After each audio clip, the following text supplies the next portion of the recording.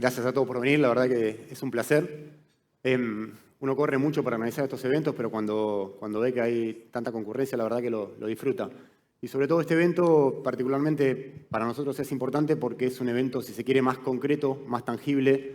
A veces uno organiza eventos que son más estratégicos, es hacia dónde vamos, fijar un norte, tratar de encolumnarse y ir hacia ese lugar. Me parece que este evento tiene la fortaleza de hacer como una especie de zoom para entender los desafíos reales que tenemos por delante, bien tangibles, que si no se pueden identificar y solucionar, va a ser complicado ir hacia un salto de escala. Así que nada, agradecido a Pablo, sinceramente por ahí es el único CEO o el número, queríamos traer a alguien que darme un contexto general de qué está pasando en Vaca Muerta, qué está pasando en la industria energética en general, y me parece que hablar con él, que es uno de los pioneros en el desarrollo de esa formación no convencional en Neuquén, es un placer. Así que nada, Pablo, agradecido. Gracias, Nicolás. A ver, para empezar un poco, si uno en la edición anterior de este evento, por ahí desde una mirada voluntarista o quizás demasiado optimista, uno decía, bueno, resolvemos el cuello de botella físico que tiene Vaca Muerta, la ampliación de los sistemas de transporte, vamos a hablar después más adelante con alguien del Val un poco a ver dónde están esos proyectos. Decía, bueno, solucionamos ese cuello de botella físico y Vaca Muerta pega un salto discreto en materia de producción, en materia de inversión. Bueno, uno siempre tiene la mirada endogámica de Argentina y a veces no mira que el mundo también pasan cosas. Entonces tenés una guerra comercial entre Estados Unidos y sus principales socios comerciales, con China. Tenés una situación a nivel OPEP ampliado, los grandes productores de petróleo, que tampoco está del todo claro. O sea, la organización hacia adentro, hay socios menores del cartel o de la OPEP que parecen no están tan alineados con los grandes productores. Tenés un problema de financiamiento a nivel global que en Argentina pega el doble. Entonces, y lo que vemos es que el nivel de actividad tampoco en Argentina no es que dio un salto discreto, tiene un amesetamiento, a veces mejor, a veces peor. ¿Cómo definirías este contexto, las condiciones de borde generales, desde la óptica de una operadora que tiene un proyecto súper interesante en Vaca Muerta como Félix?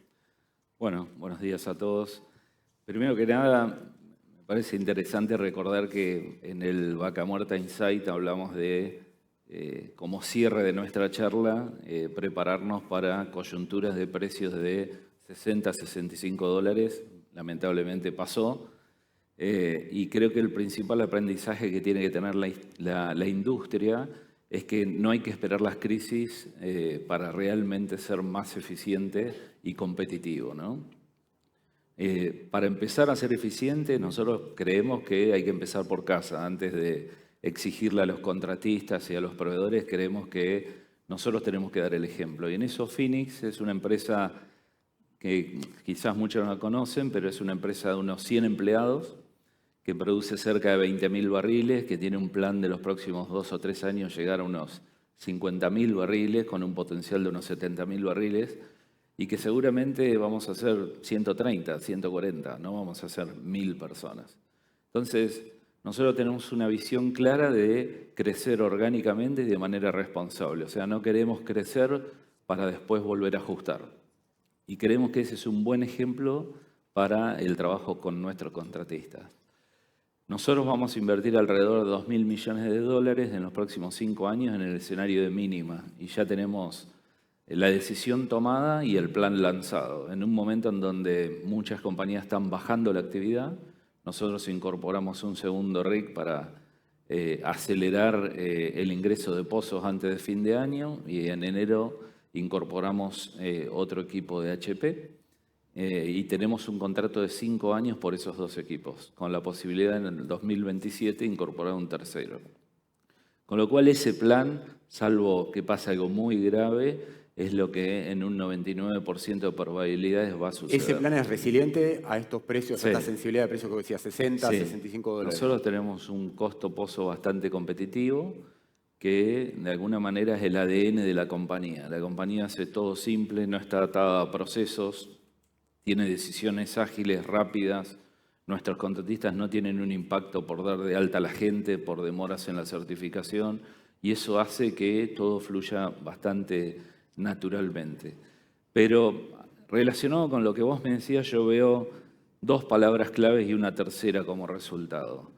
Una es la competitividad y la otra es la consistencia. La competitividad está posiblemente no tanto en nuestras manos, porque depende de las condiciones macroeconómicas, del riesgo país, de la tasa, Y eso es lo que finalmente va a hacer que vengan del cepo. Esas son las cosas que van a hacer que finalmente Vaca Muerta gane en escala, más comparable con no posiblemente al mismo nivel, pero más comparable a lo que pasa en Estados Unidos. Ahora, eso no está bajo nuestro control. La otra parte, que es la consistencia, para mí es el primer paso de mejora de competitividad. Hoy nos cuesta hacer dentro del mismo pad 2 pozos iguales. La confiabilidad que tienen los sistemas y las herramientas se han visto degradada en el último tiempo, y yo creo que ese es el trabajo más importante que nosotros tenemos que lograr con los contratistas, porque uno puede tener un precio un poco más elevado de lo que es el mercado o que no sea tan competitivo a nivel global o algo, pero cualquier carrera adicional, cualquier pérdida de herramienta en un pozo o algo, cubre cualquier diferencia de costo. Entonces, para mí, el primer punto que la industria tiene que atacar en conjunto con los contratistas es la consistencia. Recordemos que el no convencional es una fábrica de pozos. Si nosotros cada pozo lo hacemos distinto, o un pozo demora 30 días y otro 22, otro 25, la fábrica no es tan eficiente. Entonces, el principal quick win ahí es ganar consistencia. Y eso es lo que nos va a dar el tercer punto clave para mí, que es la escala. La escala nos va a posicionar en mejores precios, más competitivos respecto a nivel mundial, y eso va a pasar cuando empieza la actividad de gas, cuando no solamente el músculo de desarrollo esté tan focalizado en el petróleo. Creo que las iniciativas que están liderando YPF, Pan American, va a hacer que ese nivel de actividad finalmente pegue un salto y esa escala sea la que mejore la competitividad. Ahora, Pablo, vos sos realmente uno de los pioneros de Vaca Muerta, o sea, hace más de casi 15 años que estás mirando todo el tiempo ese play en distintas posiciones, en YPF, ahora en Phoenix. Es decir, y hubo una curva de aprendizaje donde realmente se sumó productividad, se sumó eficiencia, se sumó valor.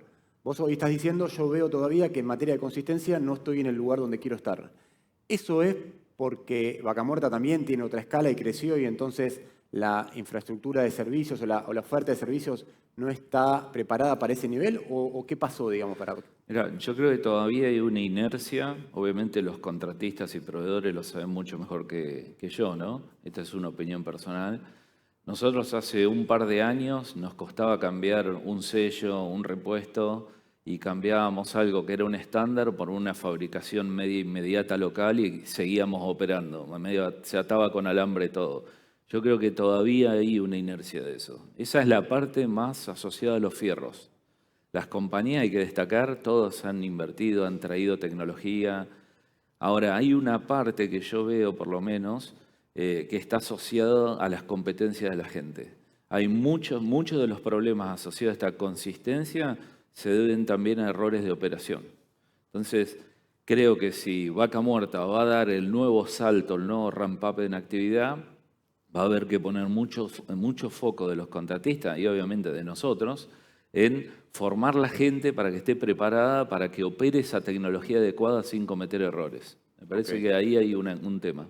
Volviendo un poco al escenario general, o sea, si todos estos desafíos se hicieran con un precio del crudo arriba de $70, como por ahí tuvimos los últimos 2 años, o con un tipo de cambio en Argentina que si bien el último mes se deslizó y se movió un poco, hay una tendencia ahí a la apreciación cambiaria que obviamente mete presión a los costos en dólares. Vamos a hablar con Dante Sica en el panel que viene un poco de cómo gestionar o cómo maniobrar ahí. Si vos tenés que pensar en el mensaje hacia la cadena de valor en todos sus segmentos, las empresas del primer anillo, las de completación, la de perforación, pero también en todas las empresas de servicios, que son muchas y que están por todos lados del país, digamos, en este contexto, en este mensaje, ¿qué foco le pondrías? ¿Hacia qué? Bueno, nosotros obviamente estamos relicitando todos los servicios, ¿no? En este escenario hay que obtener nuevas condiciones y la presión por ser más eficiente se tiene que trasladar a toda la cadena. Una cosa que nosotros hacemos, a diferencia de corporaciones más grandes, es nosotros no le decimos al contratista el qué y el cómo. Le explicamos cuál es la oportunidad y cuál es el problema y le pedimos al contratista que venga con una propuesta. Entonces, eso de alguna manera al contratista, que muchas veces es el especialista, el que más sabe del tema, le das más grado de libertad para pensar la solución. Y creo que ese es un buen enfoque para solucionar problemas específicos. Por otro lado, partes del proceso, específicamente construcción de pozos, vamos hacia una integración. cosa que un mismo contratista, no sé, digo un ejemplo, agarre trépano, direccional, fluido, que sabés que si tenés una falla perforando, esos 3 aspectos son los más relevantes. Entonces le das el accountability de los 3 servicios y el tipo tiene un espacio más grande para buscar esa eficiencia. ¿Y no te convendría ahí desagregar justamente ese contrato, que alguien te dé fluidos, que alguien te dé trépano, como para decir, y que vos consolides o no? Porque está bueno esto, después lo vamos a hablar con los responsables del área supply chain de las distintas empresas, a ver, seguramente cada uno tiene su fórmula, pero esa opción no la están barajando, ¿no? Mira, hemos ido y venido a lo largo del tiempo en las 2 estrategias. Lo que vemos que cuando vos tenés un proceso, llamémosle construir el pozo, perforarlo, mientras más continuidad tenga o ownership tenga una compañía a lo largo de ese proceso, no solamente es más responsable del resultado y está más identificado de quién es el responsable o del buen resultado, de la buena performance o de la falla, sino que también la compañía tiene más espacio de optimización. Puede usar la misma gente para varias tareas, los mismos recursos para varias tareas. Después hay que discutir con el sindicato, ¿no? Pero eso es otra cosa. Totalmente. Vos decías recién, sumaron un equipo más, tienen 2 equipos de perforación. Es mucho 2 equipos de perforación, por ahí para los que no están tan encima, la mayoría de la audiencia tiene claro eso. Pero YPF debe tener 2 equipos, Plus Petrol debe tener 4, Tecpetrol 3. 200 millones de dólares de CAPEX por año, un equipo de perforación como regla de dedo. Exactamente, es un montón, digamos. A lo que voy es, pasaste el mensaje de yo no quiero sobre representar mi estructura. Hoy tengo 100 personas, puedo tener 140. ¿Cómo preparás una organización petrolera para ser muy reactiva? Es decir, listo, veo que tengo 6 meses un precio interesante, acelero un poco. De repente veo un escenario más complejo porque a nivel global se complicó, desacelero pero preservo valor. ¿Cómo vas armando una organización de ese tipo? Bueno, yo creo que hay que separar la organización propia, que es la que estudia, planifica, que esa no es la que más cambio sufre, y otra estrategia y foco es la de los contratistas. Nosotros, por cómo fue nuestro nacimiento, que una empresa muy chica que necesitaba apoyo de los contratistas, hicimos, si se quiere, un pacto inicial. Aquellos que nos acompañaban desde un principio eran los que iban a seguir cuando estuviera el crecimiento. Entonces, hicimos muchas alianzas con proveedores locales. Nosotros tenemos un porcentaje muy grande de nuestra cartera de proveedores que son locales, que tienen capacidad de reacción rápida, disponibilidad, manejo muy bueno de los stakeholders y evitar conflictos y problemas en el campo que le dé continuidad a la operación. Y además tampoco le generamos un problema a la provincia. Cuando uno trae cientos de personas a la provincia tiene que darle educación, salud, agua, luz, vivienda, un montón de cosas. Entonces, tratamos de apoyarnos en esos proveedores locales que son los que tienen el músculo para poder hacer esas grandes variaciones, ¿no?, en el tiempo. Pablo, y en términos de desafíos estructurales, digamos, sos rionegrino, digamos, sos de Allen, digamos, y conocés mucho esa región. Y uno ve, y seguramente lo vamos a hablar en el evento, cuando hablemos de infraestructura y demás. El otro día me decía Willy Murphy, que es uno de los impulsores fuertes de este evento, él me decía, probablemente la infraestructura no corra a la velocidad que idealmente necesitamos que corra, con lo cual va a haber que hacer un sobreesfuerzo para ir gestionando condiciones estructurales que no son las que, en términos de rutas, en términos de logística, de insumos claves, agua, arena, además. ¿Qué es lo que más te preocupa si tuviese que jerarquizar en términos de problemas? Nosotros, un comentario, nosotros, el equipo de Phoenix un poco tuvo la suerte de estar en el momento indicado, en el lugar indicado, en el nacimiento de Vaca Muerta. Entonces, muchos de los errores que cometimos en nuestra vida pasada tratamos de no repetirlos nuevamente. Entonces, cuando nació, por ejemplo, Mata Mora nació conectado al oleoducto, al gasoducto, y el primer pozo que perforamos fue el pozo sumidero de agua. Y con un acueducto que suministraba el agua de manera fija. Entonces, nació con mucha infraestructura y eso nos permitió avanzar de una manera muy ordenada. De hecho, no transportamos líquido en camión de cuando nació el yacimiento. Entonces, eso tuvo una muy buena planificación. Si me preguntás a mí cuáles son las principales preocupaciones y cosas de alto impacto, para mí la industria no se puede dar el lujo de no tener arena in basin. Esto ya lo vimos en Estados Unidos. El negocio no está ni en un tren, ni en el transporte. El negocio está en encontrar arena barata de manera sustentable, producirla con consistencia todos los días del año. Nosotros no podemos pagar arena más última milla $130, $150. Eso es una locura. Nosotros desde casi los primeros pozos fracturamos con arena de Río Negro sin ningún impacto. Hay problemas en ese mercado y para mí ese es uno de los ingredientes fundamentales para fabricar nuestros pozos. Eso hay que buscarle una solución. Me parece que por ahí pasa un tema relevante que se está discutiendo en la industria, ¿no? Déjame hacer un punto ahí porque y te llevo mucho al upstream, pero es una tentación, digamos, hacerte una consulta de esto. Vos ahí tenés visiones que son un poco contrapuestas. Tenés empresas que dicen, yo prefiero traer arena que es específicamente el tipo de arena que estoy buscando, la traigo de Entre Ríos, ponele, porque miro la acumulada final del pozo, la que proyecto, la EUR del pozo, y digo, esto me funciona mejor. Y tenés otras compañías que dicen, no, yo gestiono insumos en Cuenca, como decís vos, porque miro que en términos de productividad y en términos de costo, ese trade-off me sale, si miro un poco mi caja, digamos, me rinde trabajar arena más barata, más cercana al yacimiento. ¿Cómo saldás ese debate? En esto la variable que hay que mirar es el costo de desarrollo. Los dólares que invertís para construir un pozo versus la EUR que va a tener un pozo. En general, cuando nosotros empezamos, la arena la traíamos de China, de Estados Unidos, de Brasil. Llegamos a hacer colas de arena de cerámico, $800 la tonelada. El agua era Evian, siempre digo. Ahora todas esas condiciones han ido variando y la productividad no se ha visto afectada. Hoy, por lo menos lo que yo he visto, no hay ninguna evidencia de que la arena de Río Negro haya deteriorado la productividad de los pozos. Okay. Y si la productividad se ve deteriorada dentro de 25 años, en la evaluación económica eso no tiene ningún impacto. Entonces, esto no es que estamos inventando algo, esta es la historia del Permian. El Permian también pasó lo mismo. Ellos tuvieron la ventaja que tenían una infraestructura en tren ya desplegada en el país, ¿no? Nosotros ni siquiera la tenemos. Exacto. Entonces, fíjense que también hay una cuestión de foco. Una petrolera tiene que destinar el 99% de su CAPEX a pozos, no a trenes y a un montón de otras cosas.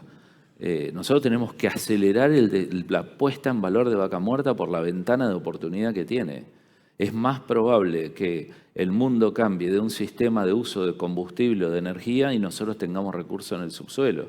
Entonces, todo lo que aceleremos va a agregar valor al país. Déjame, nos quedan 30 segundos, un minuto, y acá sí me veo en la tentación de preguntarte ahí. Está pasando desde hace varias semanas o meses, te diría, en ámbitos ligados al desarrollo Vaca Muerta, al desarrollo petrolero, hidrocarburífero o energético del país.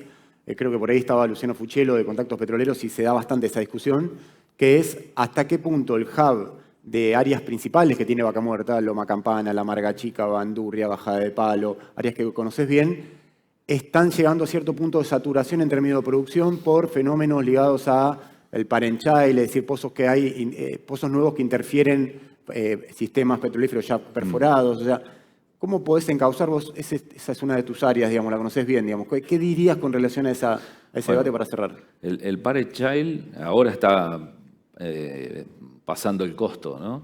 Pero es un fenómeno que lo conocemos de hace 7, 8 años. En el Permian está habiendo afectaciones de entre 30 a 40% de pérdida de EUR por este efecto, que es básicamente cuando uno viene a perforar al lado de un pozo existente mucho tiempo después que el primero fue puesto en producción y esa zona está depletada.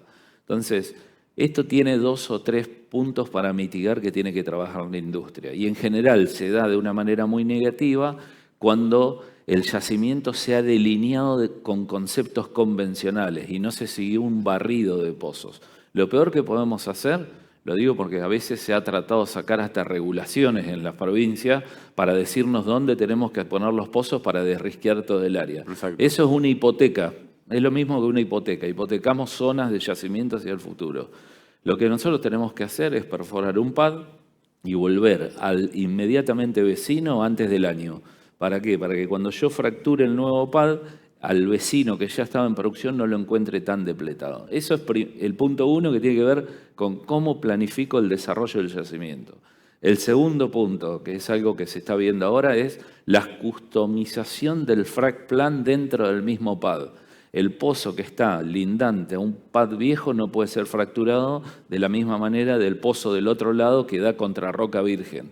Entonces, para reducir este tipo de interferencia. Me parece que esos son temas que la industria lo está revisando. De hecho, hoy se está desarrollando el primer workshop de Parent Child en la oficina de Phoenix en Neuquén para toda la industria, todos los referentes de la industria. Me parece una iniciativa espectacular porque tiene un impacto terrible, ¿no? Pero vos lo ves como, vos decías, bueno, en términos teóricos lo venimos viendo o vemos monitoreando lo que pasa en Permian con pérdidas o mermas de producción 30-40%. ¿Vos ves que eso está empezando a replicarse en ese hub que tiene Vaca Muerta o todavía no? Cuando no haces bien las cosas tenés esos impactos grandes.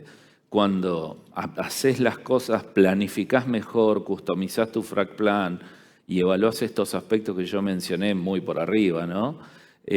Uno lo puede minimizar. Esto es lo mismo que la deformación de Casey. No sé si te acordás, hace unos años hablábamos, era el monstruo de Vaca Muerta, y hoy la industria aprendió a convivir con eso, y de hecho, bueno, toco madera, pero venimos con muy buen desempeño e identificando cómo solucionarlo. Yo creo que hay cosas con las cuales hay que convivir y trabajar para minimizarlo en su mínima expresión, ¿no?